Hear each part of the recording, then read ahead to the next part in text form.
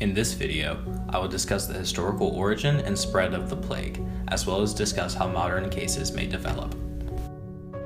The first step to understanding how outbreaks of the plague occur today is to learn what the plague actually is. Plague is an infectious disease caused by the bacteria Yersinia pestis.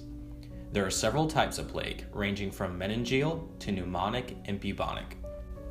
However, all types of plague share one common defining factor. They are all certainly fatal if left untreated. The history of the plague is a grim one, filled with death and destruction.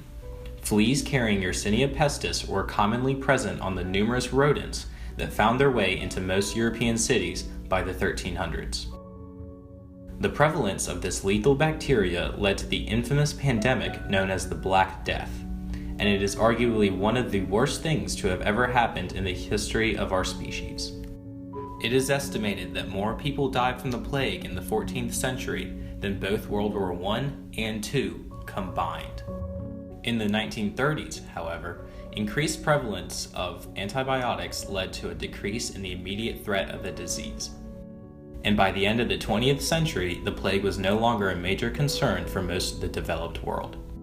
However, most people do not realize that the plague is all but extinct. In fact, according to the World Health Organization, there are an estimated 2,000 new cases of the plague every year. Furthermore, up to 95% of these cases of plague originate from sub-Saharan Africa and Madagascar. In 2013, the Minister of Health in Madagascar administered an alert of an epidemic of plague sweeping through very remote areas of the island nation. Experts from the Red Cross and other health organizations rushed in to stop the spread of the epidemic, as well as identify the cause for the outbreak in the first place.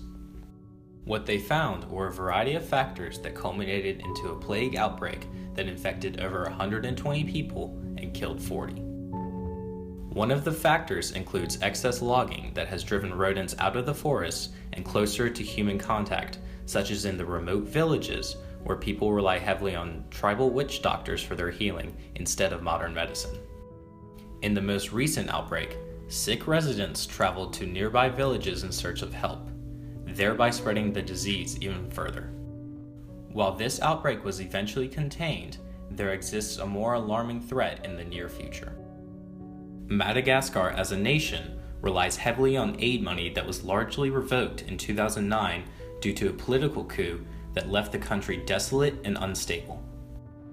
Without this aid money, the government was forced to shut down over 400 health centers and abandon their disease control programs. Add this to a densely populated capital city without proper sanitation and clean water, and Madagascar becomes a ticking time bomb for a major plague outbreak. This worrying thought leads me to my discussion question.